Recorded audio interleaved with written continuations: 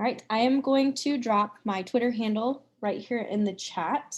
We have kind of a fun, interactive Twitter PD thing going on today that Paula has organized. So if you would like to retweet about any of the sessions that you're in or tag the presenters, that would be awesome. There are also 2 hashtags you can use to be entered for some door prizes. So my Twitter handle is Cynthia_Emery. And you can use the hashtags USD323proud and hashtag USD323PD door prize. So there are those for you if you would like to participate in our Twitter interactive that we have going on today. Cool. I've been retweeted exactly twice in my life, so if you want to get on and tweet at me, I would appreciate it. All right, let's jump into the presentation. All right. So today I am going to be talking about dyslexia, dispelling some myths, and taking names. Here's a quick overview of what we'll be doing. We're going to start with a quick Kahoot, talking over some different myths about dyslexia. We'll talk about 2 different definitions for dyslexia and a definition for reading. And we'll go over some indicators of dyslexia. We'll talk about dyslexia in the brain, things you can do in the classroom, and then we'll talk for a little while about structured literacy, which will include multisensory approaches to literacy. Cool. Any questions about the overview of our day? Or our hour?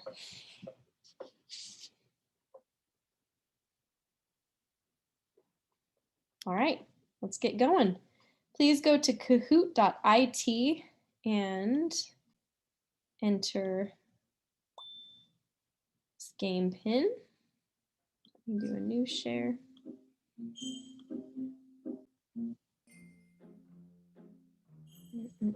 Hang on a second.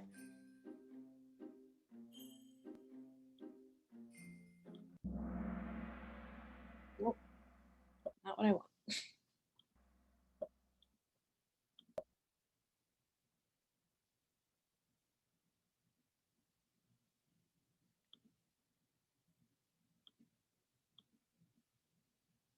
There we go.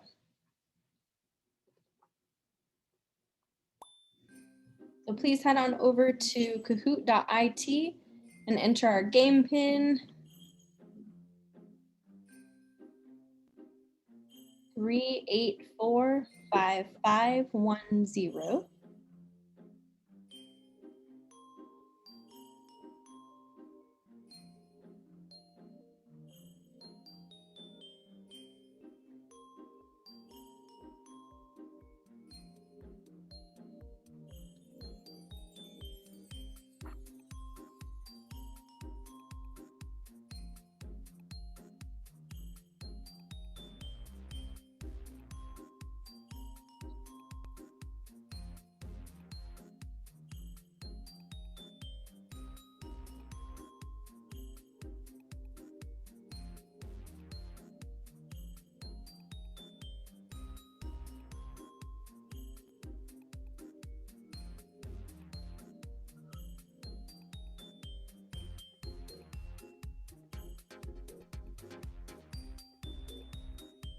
Okay. Let's go ahead and get started. Here's our first question. True or false? Dyslexia is uncommon.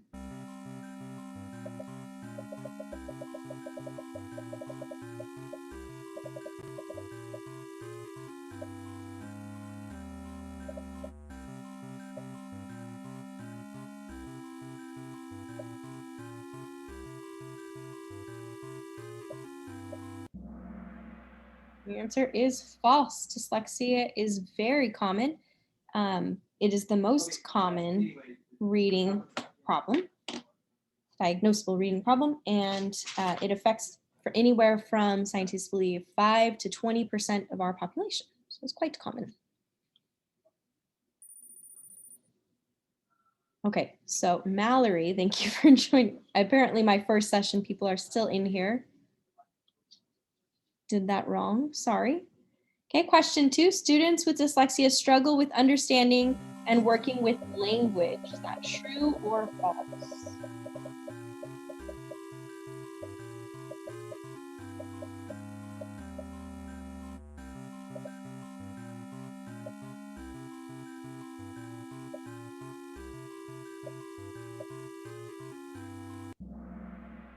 True, students with dyslexia do struggle with understanding and working with language.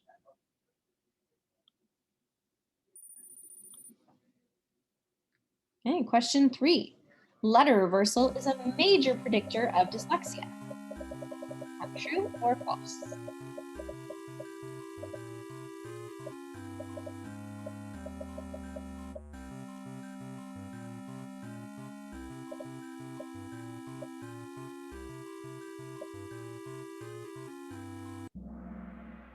The answer is false. Letter reversal is not a major predictor of dyslexia. Some people with dyslexia flip letters, some people do not. Letter flipping and jumbling is an effect of dyslexia, not the cause for the reading disability or difficulty. Hey, let's go on to our next question.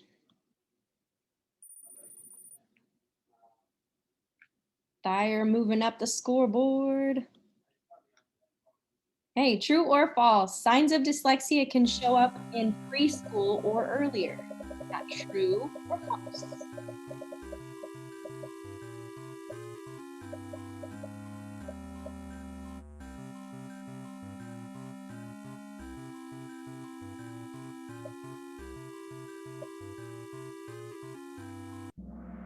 The answer is true.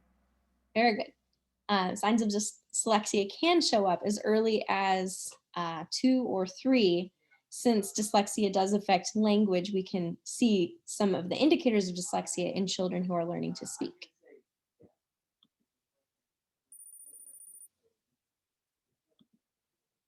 Well, true or false? A child's brain develops differently when dyslexia is present. Is that true or false?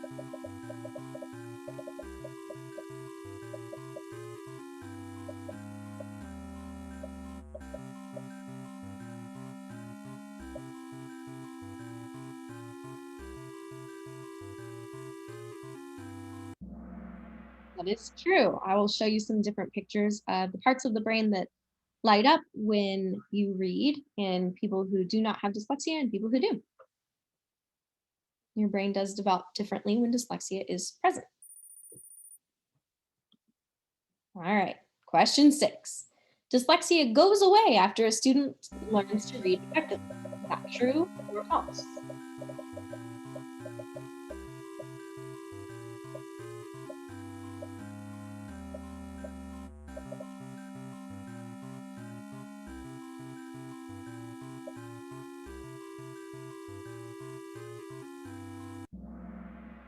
False. Dyslexia never goes away.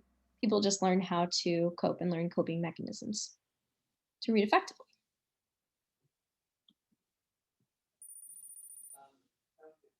All right, last question. True or false? Dyslexia tends to run in families.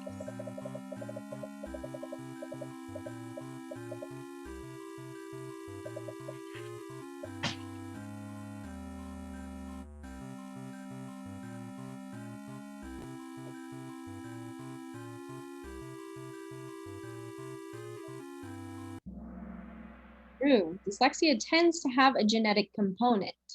That doesn't mean that all people who have dyslexia are also oh my goodness, also have dyslexic family members, but it is likely if a student or a person has dyslexia, there is a 40% chance that one or more of their parents also has dyslexia. Okay, let's go to our leaderboard. Don't know how this is going to look because apparently our Karen coming in third. Edie from our first session. Sorry about that. Coming in first place. No. Good job, everybody. Thank you for playing along. Let's do back to the presentation. Cool. I love Kahoot. I try and throw it in every time I can. So thank you for playing along. Cool. So we're going to talk about two definitions for dyslexia. This first definition comes from the National Institute of Health. And then our second definition comes from Dr. Sally Shaywitz. She is a renowned expert on dyslexia. She wrote the book called Overcoming Dyslexia, which is fantastic and provides a lot of really great insight into what dyslexia is and how we can support students with dyslexic tendencies. Highly recommend her book if you haven't read it. Then I also have this quick definition of reading, which is reading is making meaning with print. Okay, so let's jump into our first definition. And I hate it when people read to me on slides, but I am going to read these definitions to you, so bear with me, sorry. Dyslexia is a brain-based type of learning disability that specifically impairs a person's ability to read. Individuals with dyslexia typically read at levels significantly lower than expected despite having normal intelligence. Although the disorder varies from person to person, common characteristics among people with dyslexia are difficulty with phonological processing, which is the manipulation of sounds, spelling, and or rapid visual verbal responding. Okay, a lot of words. The things that stuck out to me most I've highlighted in purple, as you can see. I think the one that struck me the hardest when I was first learning more about dyslexia was this right here. Read at levels significantly lower than expected despite having normal intelligence. Dyslexia has nothing to do with intelligence.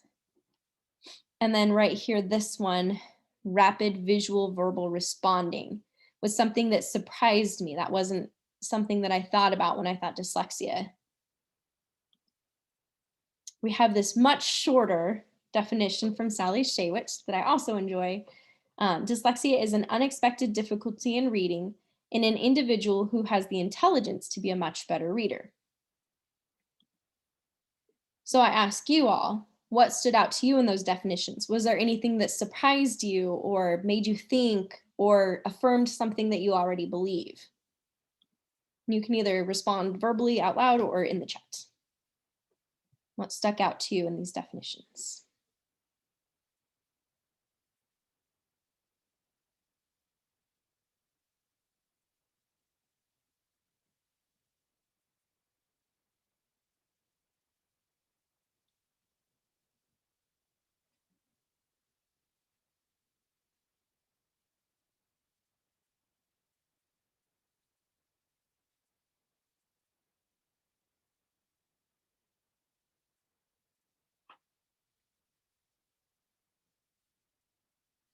Yes, I absolutely can go back a slide.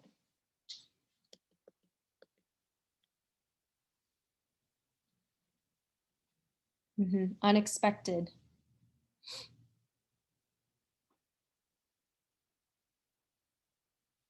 A reading difficulty. Yeah.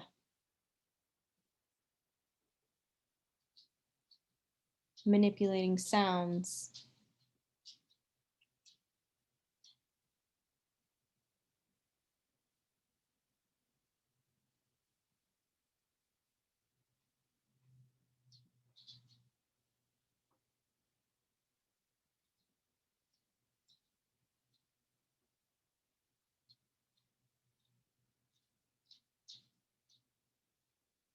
Yeah, Joyce said she used her memory to compensate.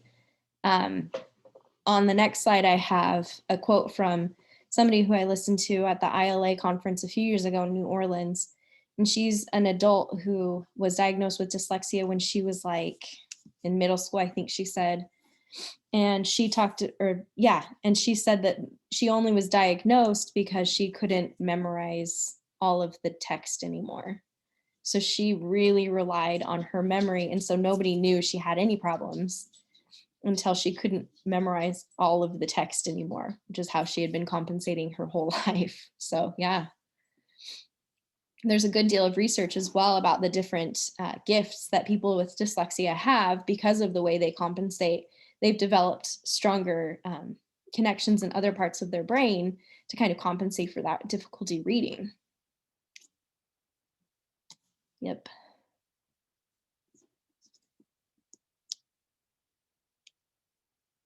Yeah, thank you everybody for sharing. I really appreciate you dropping those in the chat. And anybody else, if you'd like to comment at any point in time, please interrupt me.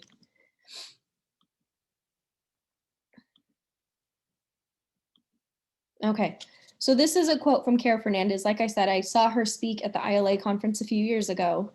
And this is a quote that just kind of punched me in the stomach. I think she had a lot of really amazing things that she said. This one has stuck with me. She said, "There were so many times I wanted my teachers to know that I wanted to be the student they wanted me to be, and I couldn't. I was trying twice as hard as everyone else, and I was getting C's." Kara was blessed to have a family and godparents and neighbors who were in education and had a lot of gifts that they could support her. She pretty much went from school from the time school started, and then she came home from school and went to school with her aunt who helped her with reading and her uncle who helped her with math, and just basically did school until like dinner time.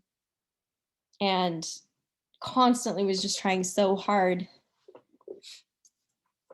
And like she said, she was trying twice as hard as everyone else, and she was still getting C's. So dyslexia is not a matter of effort. That's one of the myths that I really want to dispel today. Dyslexic people are not lazy. They are trying oftentimes way harder than anyone else. It's just a difficulty with that reading piece and that language piece. It's brain-based. It's not because they're not trying. So really wanted to put that myth out there. Thank you, Joyce, for sharing your personal experience. I really appreciated that. 55 is when you were diagnosed. My goodness. Do you feel like it's helped you develop more coping strategies and kind of understand, I don't know, the understanding piece might bring peace? Yeah. Cool. So some interesting dates here for you. Humans have been speaking and communicating for, depending on the science you look into, 60,000 to 200,000 years. We've had language. Okay. We've only had written language and reading for 5,500 years. So what this says is that our brains are wired for language. For the most part, there aren't very many children who don't learn language just by being communicated to. It just kind of develops inherently. However, reading is that struggle because our brains are not necessarily wired to read. We have more problems with reading. We have more reading difficulties that arise because our brains aren't wired for it. However, your brain is very moldable. And just because anyways, so your brain rewires itself as you learn to read. So even if a person has dyslexia, you can still rewire your brain even into adulthood. It's more moldable as a child, but it's still moldable as an adult, and intervention helps at any point in time. So intervention is not just for primary students. It's not just until 3rd grade. You really should be applying interventions always to help people who have reading difficulties. Some indicators of dyslexia that I think sometimes surprise people, but these are super common. Word parts, including rhyming, is kind of a struggle for a lot of people who have dyslexia. That enjoyment of rhyming often does not, and that's one of the early indicators for preschool and earlier, is a joy for rhyming is not present in a lot of people who have dyslexia. It just doesn't really click in the same way that it does for people who don't have dyslexia. So that enjoyment of rhyming is not always present. Those little function words a lot of times get skipped when reading. So if I have the word cat, I can sound it out, k-at, cat. I can also make a mental picture using those letters and connect it in my brain to a picture of the word cat. Okay, so it's easy for me to take a word like cat and memorize what it looks like and connect it to a very clear picture of a cat. However, function words like or to, or and, don't have a picture that you can easily connect to. What would you draw if you were drawing a picture of the word to? I don't know. So those function words a lot of times are more problematic for people with dyslexia because they can't make a connection using a picture and using shapes. So those function words a lot of times either get skipped or they're just very, very laborious to read, sound out, memorize. Okay. Another indicator is fluency, even as their accuracy increases. So that's where your 95%, those later bags, including the multisyllabic and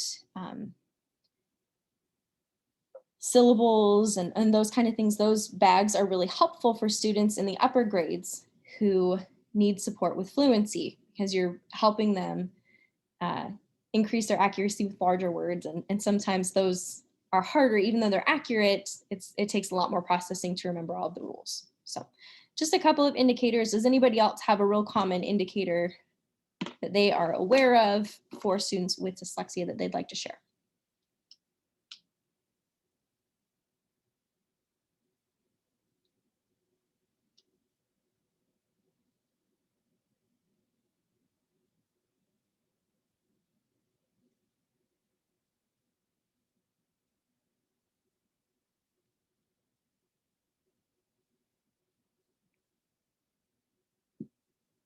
Okay, I'll go on to the next slide. So these are the parts of your brain that are activated when you're reading. When you hear words, you are activating your left temporal parietal cortex. And then you have down here, your left inferotemporal cortex, that's memorizing the way words look. And then over here, you have your left inferior frontal gyrus. And this is how you are speaking and saying the word. So these are all activated when you are reading. And yes, oftentimes dyslexia does make spelling more difficult. That's a really great question. And then we've got from Joyce, sometimes you don't try because you already know you can't do it. Yeah, I think that kind of despair is very common with people who have dyslexia because they've been told time and time again, you're not good at this is not your gift. And they, even if they're not told that, feel like they don't have that skill. And so they just kind of stop trying. So thank you, Joyce, for sharing that. Really appreciate your input on this. So anyways, these are the parts of your brain that are activating when you are reading. Now I have a scan of someone who does not have dyslexia. So all of those parts are very much lit up in those brain scans. Someone who has dyslexia does not have as many of those parts showing up and firing when they are reading. Okay, notice that this is the same. So with people who have dyslexia, there's a lot more, and some studies show that there's actually more of this green area being lit up in people who have dyslexia because they're relying more on that frontal cortex, prefrontal cortex. Anyway, so those are the parts of the brain that are not being as activated as much when they're reading. Some things to consider when comparing a student with dyslexia to a grade level peer, that gray matter volume, that's where you see scans like this. So this is typically a comparison between a student who has dyslexia to a grade level peer, okay? However, when they did research on students with dyslexia to a younger child who was on the same reading level, who also didn't have dyslexia, like the grade level peer, they noted that the parts of the brain that were firing were about the same and that there wasn't a huge difference like there is in this kind of a scan with a grade level peer.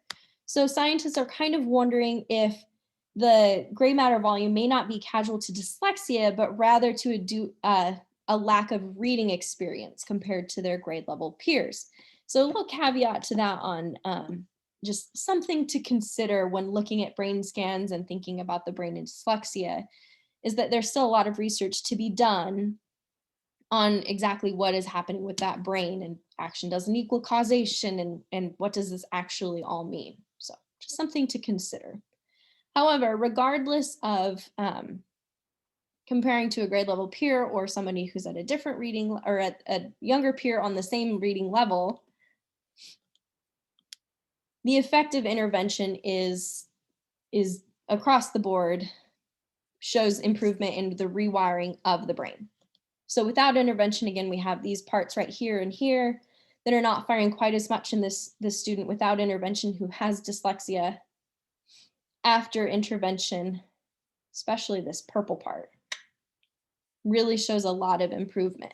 So regardless of what the scans are showing and what we can draw from, what conclusions we can draw from the scans, we know that intervention is effective in helping people with dyslexia rewire their brain and become effective readers. So anyway, some brain stuff. Any questions on the brain stuff before we go on?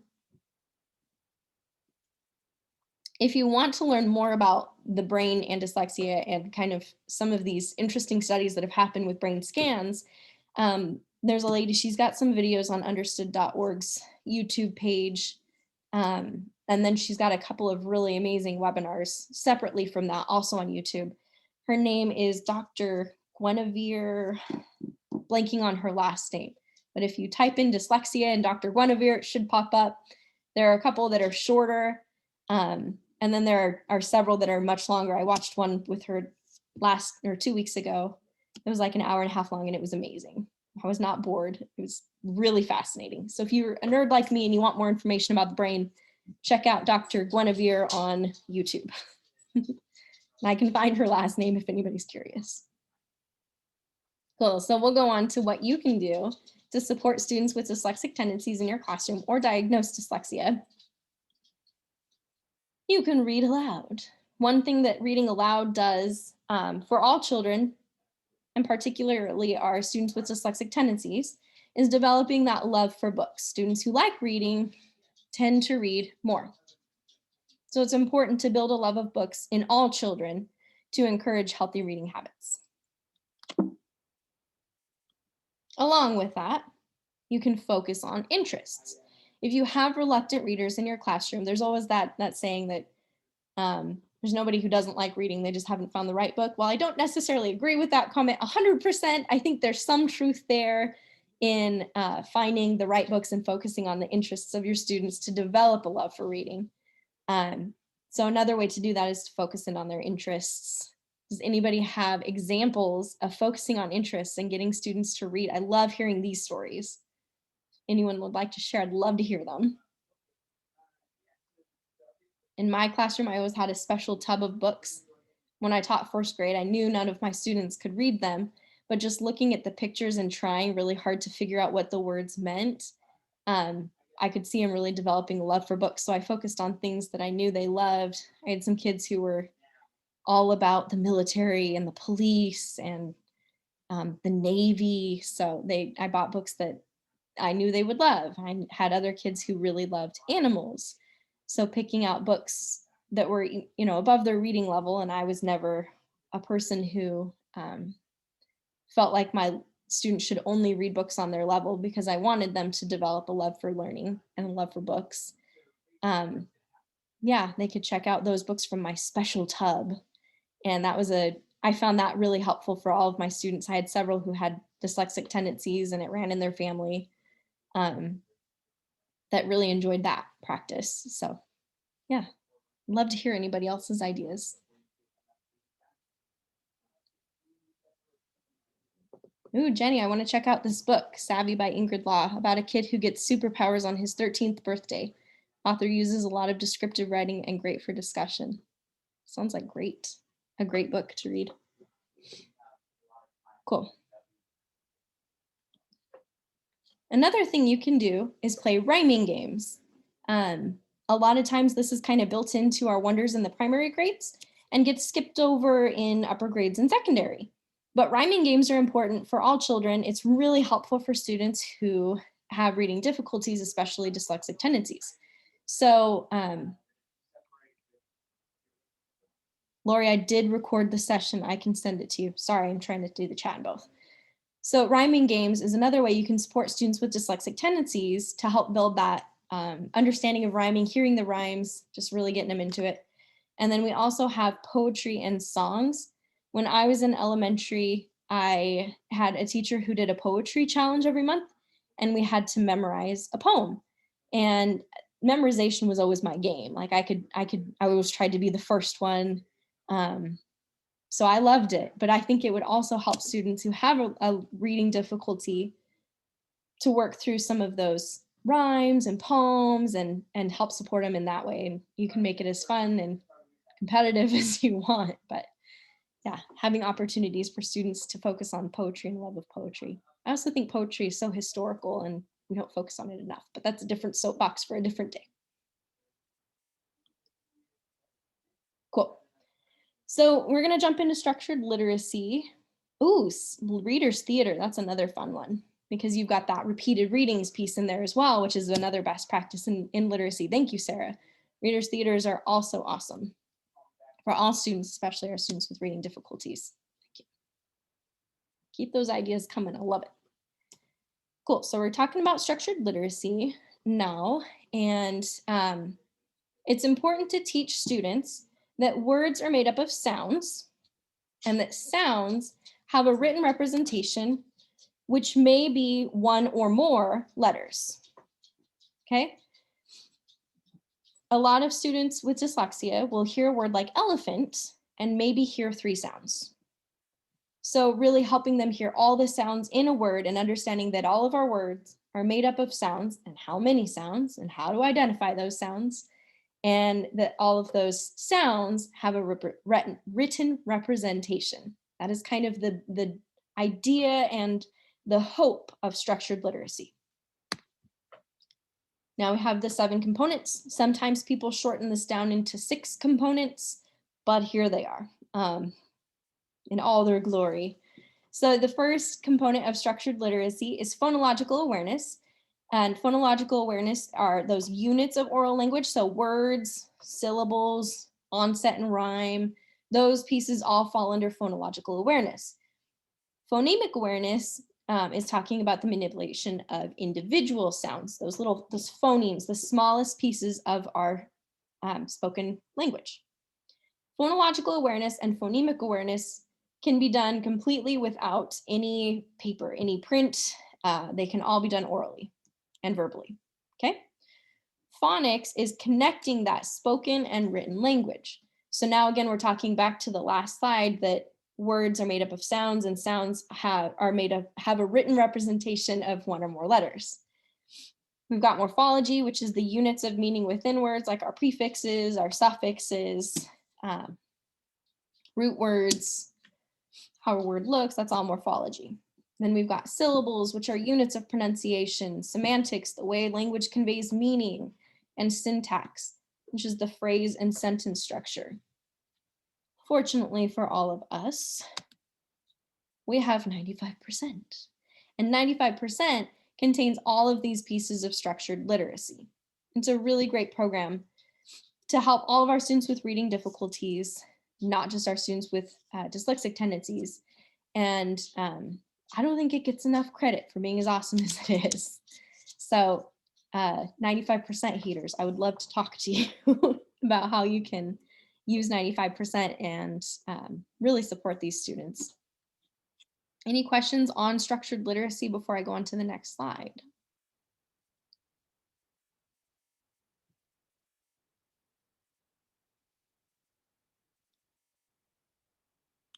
Okay, so a fact that hit me early last year, I think a lot of times when we think about supporting our students with reading difficulties, we think MTSS is great for that. And we don't think, it should probably be throughout our whole day. But fact is, structured literacy should be integrated into the whole day, not just into your ELA time and not even just into your MTSS time. So thinking about how can we do structured literacy in math? How can I support students with structured literacy in science and social studies? And really trying to integrate into the entire day, not just your MTSS time. Okay. A little truth bomb. Cool. So most of our structured literacy programs, including 95%, follow a multisensory approach. We have sight. So we can use things like word sorts, letter identification, using print books, using underlining and highlighting strategies. I see the underlining and highlighting a lot in my perspectives because they have a consumable textbook. Um, a lot of times I see teachers print off stuff from Wonders and do the highlighting and underlining there. So that's how we can incorporate sight into our instruction. Sound, we've got rhyming, word families, read alouds, phonemic awareness. A lot of those things are super integrated into our primary Wonders ELA curriculum. Maybe not so much upper elementary and secondary, but it's already there for us. We don't really have to think about sight and sound oftentimes when we're instructing. Really good at those. So with touch, you can do strategies like read it, write it, build it. So students are manipulating things with their hands. They really have to touch things to work with them. And there's a quote about math manipulatives, but I think it applies here as well, that students have to touch math in their hands to see it in their head and do it in their head. That's the same with reading. I think I would make a quote, I'm not a quotist, about students have to feel things in their hands before they can read them in their head. So we can use sandpaper and shaving cream, sand, writing things in the air, using Lego letters. So students are building things with their hands. Those are ways we can incorporate touch into literacy instruction. And then you've got the kinesthetic body movements. So coming up with actions for vocabulary words, and zoophonics is really good for kinesthetic movement, charades, those kind of things are really great. I think in general, we're really good at doing sight in our instruction. It's pretty spot on. For the most part, especially in primary elementary, we're really good at using sound in our instruction throughout the day. These are the areas that are a little bit harder to incorporate multisensory instruction. Man, it's a day for speech. So we're going to talk about some ideas that you have. So be thinking of some ideas that you've found success with using multisensory approach with your students. So I posed this question: what does structured literacy look like in upper elementary and in secondary? We've already had some really great suggestions with text to speech and audiobooks, those kind of things. Here are a few of my ideas based on my research. This third one right here, learning the syllabication rules and syllable types. Again, that's something that's in our 95%, and I think oftentimes we abandon those bags and push students into fluency. While I think fluency is fantastic and wonderful and great, and students should be fluent readers, a lot of times those syllabication rules and syllable types can help students, especially when we're focusing on the multisyllabic bags, can really support students with reading difficulties and dyslexic tendencies in their fluency. They may be pretty dang accurate sounding out CBC words and understanding those spelling patterns. The syllabication rules and syllable types can support them in later reading. So you have fluency kids, I highly recommend looking at those syllabication rules and syllable type bags in 95% as well, putting them in your core as well. Cool. Cool. And then we have focusing on spelling patterns. There's a resource I've linked at the end. I don't have the title memorized, but a really great book that explicitly supports teachers as they teach students the spelling patterns and spelling rules of like pretty much every kind of word you could think of. I think a go-to phrase a lot of times is, oh, it's a rule breaker, but really it's not. It just comes from a different language or has origins in something else, and it does follow a rule. So teaching students what those rules are and making them very visible is helpful, especially for our students with dyslexic tendencies who those things just don't come naturally for. So I'll talk about that book at the very end of my presentation. I'm sorry I don't have the title memorized. I should have put a picture of it up here. Apologies. And then we also have the multisensory approach. Again, with upper elementary and secondary kids, they can create their own rhymes and songs. Vocabulary is a cool resource you can use to support that in the classroom. Creating mnemonic devices, basically using rhymes, songs, and poems to remember things is also super helpful. and then utilizing the highlighting and symbols. So that can come in with, like I said, the consumable textbook is really helpful in upper elementary and secondary, 6th grade and on. Using the signposts from De Beers is really helpful to support those students. And then I also wanted to ask, how can we support students on Zoom? Some ideas that have been proposed are doing, you can still do writing in air and things like that on Zoom. I think we have some of the kindergarten remote team. Lori Shirley, are you on here? Calling you out. Yes, what? Lori and the kindergarten team, the virtual kindergarten team, wrote a K-Link grant asking for materials to send home to students so that they could write in like a sand tray and do all sorts of other really cool multisensory activities at home using counters. And Lori's created a bunch of really cool videos showing parents how to use those tools effectively. So those are a few. With your help. Cynthia is definitely, she's put in more time than I care to think about, editing basically my videos, telling me what I can change and how I can make it better. But that has definitely been one thing that I know parents have appreciated, is just having those videos of how they can use these tools, because then it's something that they can use, they can always have at their fingertips. So I know they've really appreciated that. Absolutely. Yeah. So just trying to think of different things that you can do to support parents and students at home using multisensory approaches. Kind of hard on Zoom, not impossible. So I have a Padlet right here, and it's, I'll drop this in the chat as well, bit.ly/Jan4Padlet. I would love for you to go to that Padlet and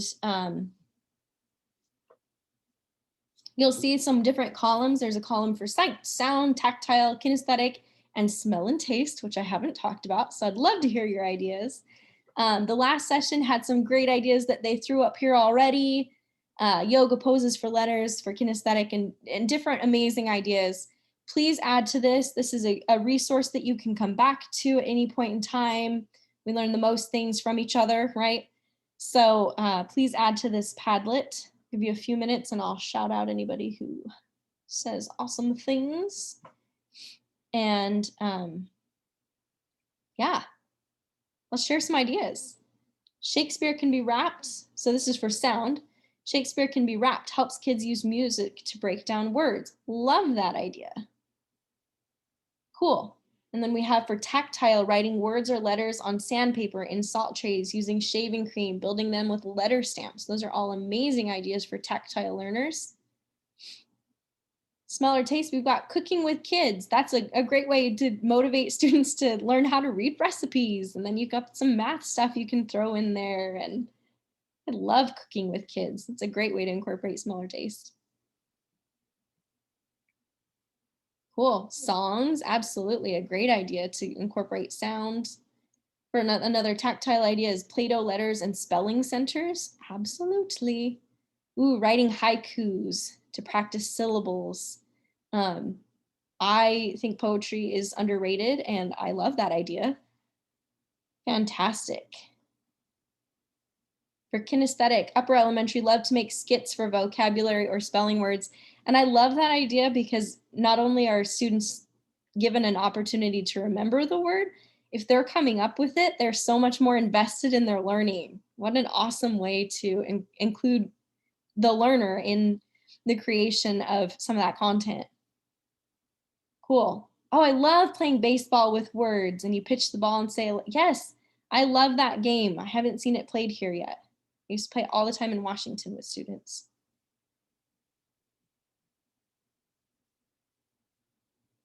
Absolutely. Thank you so much. If I missed any, I am so sorry. I'm trying to keep up with all of the different columns. So thank you so much for responding on that, Padlet. Great ideas.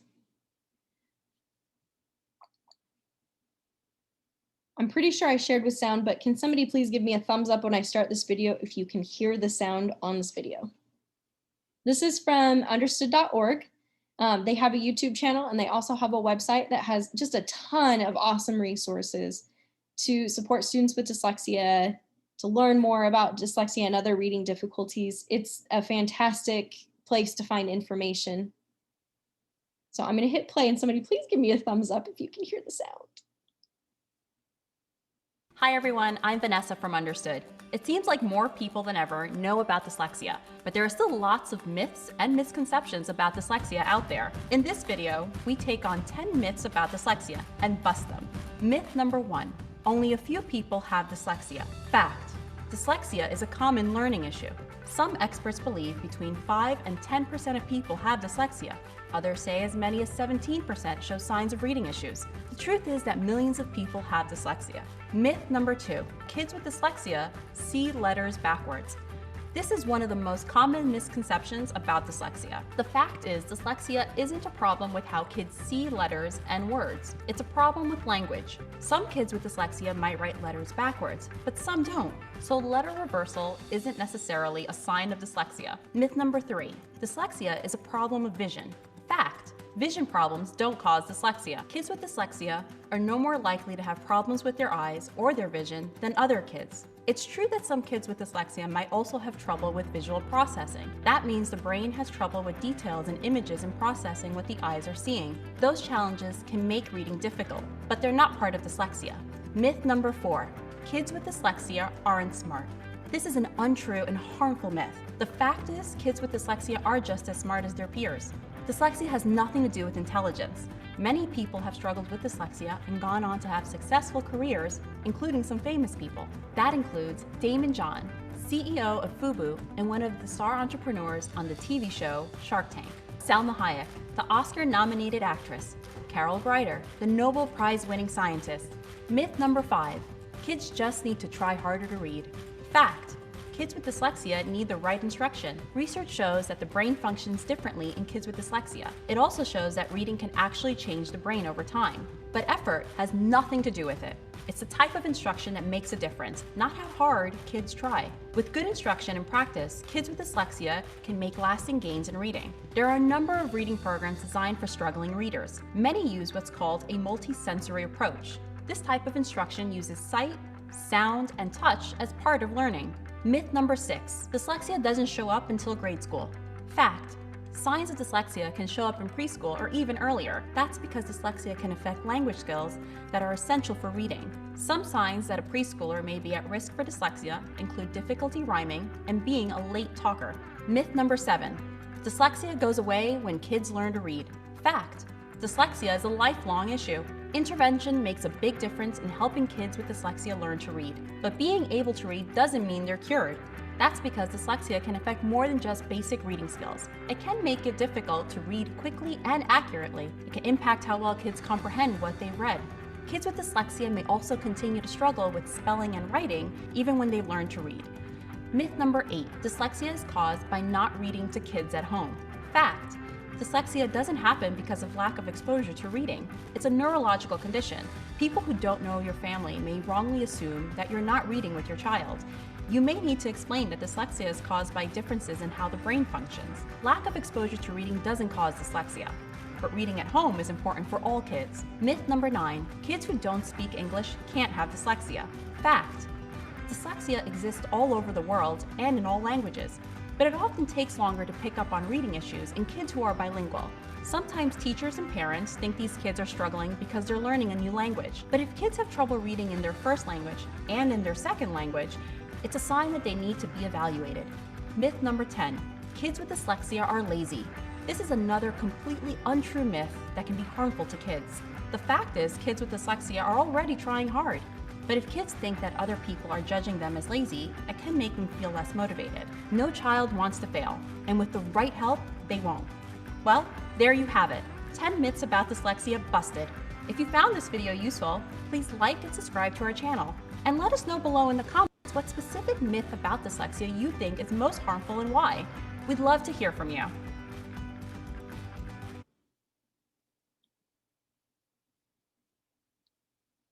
Okay, So here is some further learning if you are interested in learning more about dyslexia. We have Overcoming Dyslexia by Sally Shaywitz that I mentioned earlier in this presentation.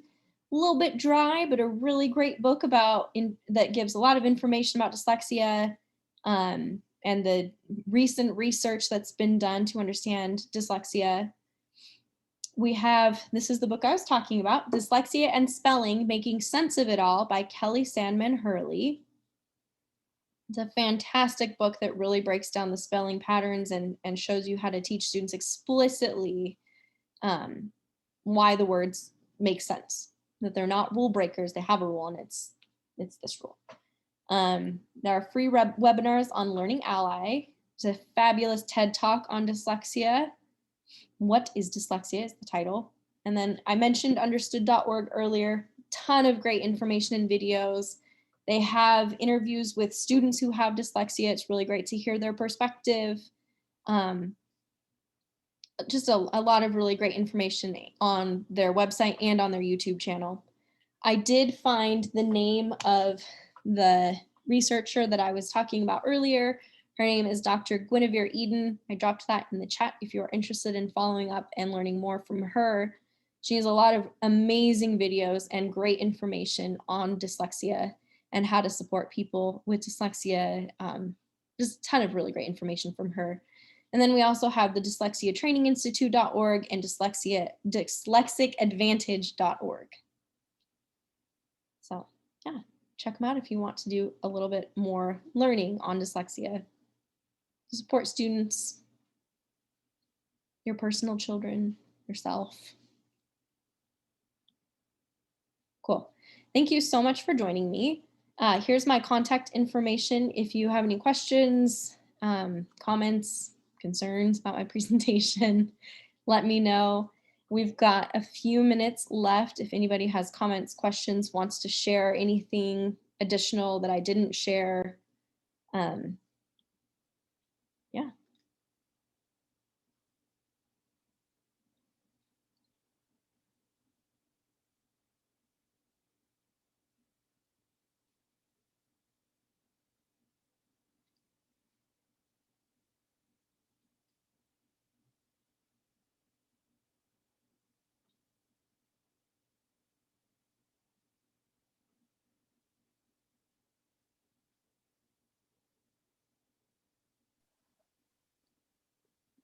Sorry that I wasn't there for the first part of that. I'm sorry you had trouble getting on. That's so frustrating. Technology. Well, I finally just shut my computer down and opened up my iPad. Thought I just couldn't figure out what in the heck was going on. I tried to get in too early the first time and it wouldn't let me in because I think you were probably running another session. And I went, oh, okay, I've got to wait. And then I came back and nothing. So anyway, you recorded it. Did. It's recording. Will they offer all of them to all of us? I think later? so. If it doesn't come for whatever reason, just let me know and I can email it to you. Okay, thank you. Yeah. By the way, I don't have dyslexia, but when I was born, I had motor nerve disorder that caused my left side not to work. So I wrote all my letters upside down and backwards, and it did something to affect my brain, obviously. And it took 3 years in school to get to where I could write my name and read correctly. I always started at the back of the book and read forward. It's very strange. Yeah. And I'm left-handed, so. Me too. Lefties So, are special because we're the only ones in our right minds. Absolutely. Yeah. Anyway, thank you very much. Yeah, thank you for coming. Yeah, I have to figure out how to close this out. I'm sorry. I'm just really struggling. Here it is. There's the leave sign. Well, you have a great new year. Okay. Thank you. You too.